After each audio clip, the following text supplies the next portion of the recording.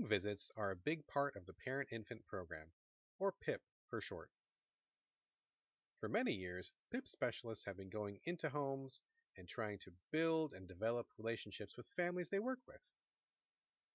These relationships are the foundation of all of PIP's hard work.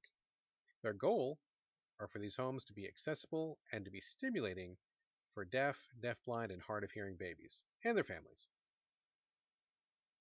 Well, since COVID happened, that relationship, that foundation, has been crumbling.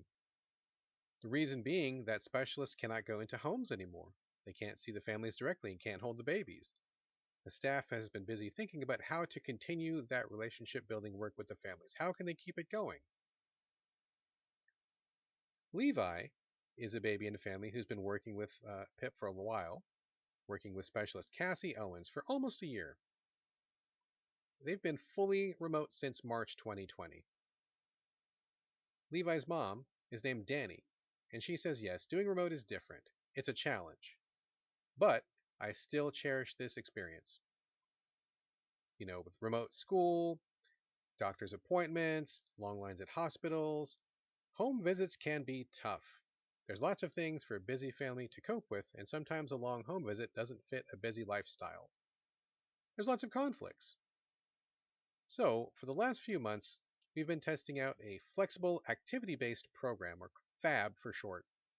It's still remote, but these visits are divided up into 20-minute segments a few times a week. Levi's parents lead these meetings and try to find topics and activities that are based on Levi's needs.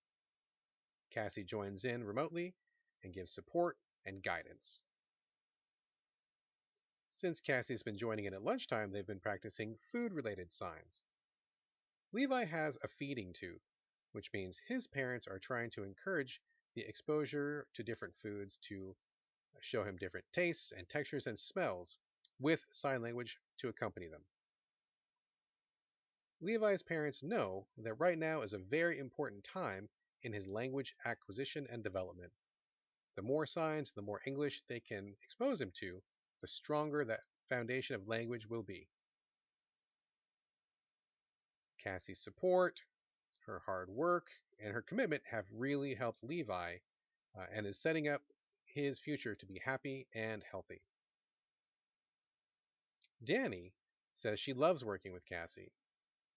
She says they feel very fortunate to have her in their lives and that Cassie helps teaching words and how to communicate with my son.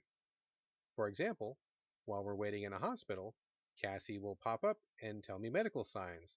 That helps me as a parent explain to Levi what's going on while we're at the hospital. A quote from Danny says, "We feel like we got our voice back with ASL." That's a quote from Danny. So even though this program is still happening remotely, the relationship building is still strong. PIP is a free service, and they can go into homes located in different counties: King County, Pierce County, and Snohomish County. If you'd like more information, go to www.parentinfantprogram, or you can email education@hsdc.org.